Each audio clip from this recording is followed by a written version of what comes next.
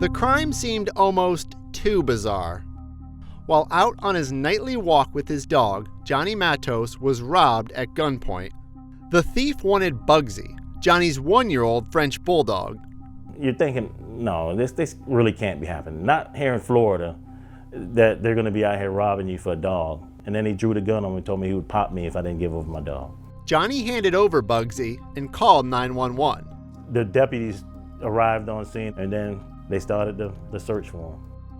But what seemed like an isolated crime turned into a 6-month investigation, leading detectives into a disturbing world of puppy trafficking and a gruesome discovery in East Orange County. 2 days after Bugsy was taken, Detective Mike Pierce of the Night Violent Crime Squad was assigned the case. It's kind of unique. I was like, why are people's dogs getting stolen? These French Bulldogs, they're worth a lot of money. And unlike a car or unlike a credit card, they're very hard to track down. Meanwhile, the case was generating widespread coverage. A lot of the public started to respond and tips started coming in. Detective Pierce was able to follow up on some of the leads. Without having those tips, I don't know if we'd have a lot to go on. We threw away nothing. We kept his bowl, kept all his sweaters. We were patient, praying, worried, very worried at times.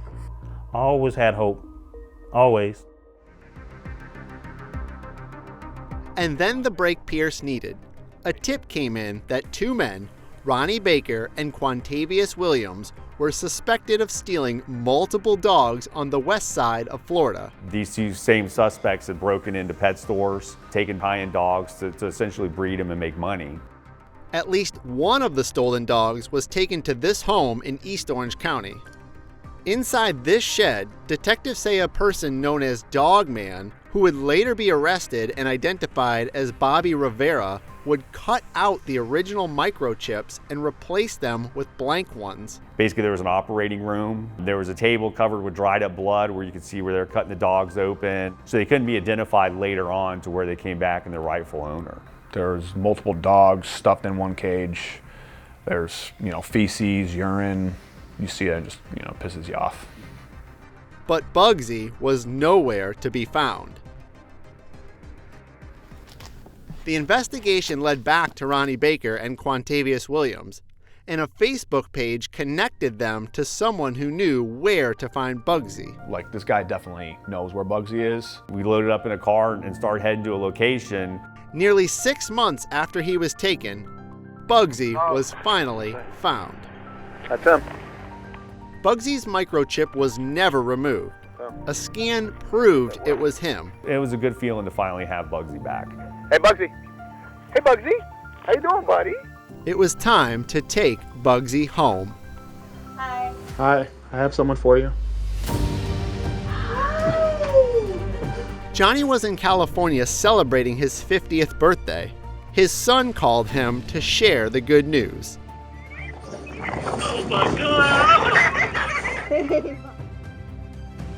Don't make me cry on camera.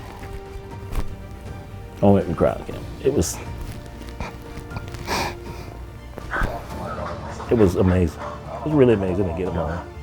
We have people out there that are sticking a gun in someone's face and taking their animals. So if they're capable of that, we're concerned about the safety of our residents. We want to get that person off the street ASAP. Sounds funny, but it might be the most rewarding case I've ever worked. I don't think I've ever worked anything necessarily this big. To be able to do this and have a positive outcome, it's extremely rewarding. Dogs are just precious. They're just so giving. They don't want anything but to just be pet and loved.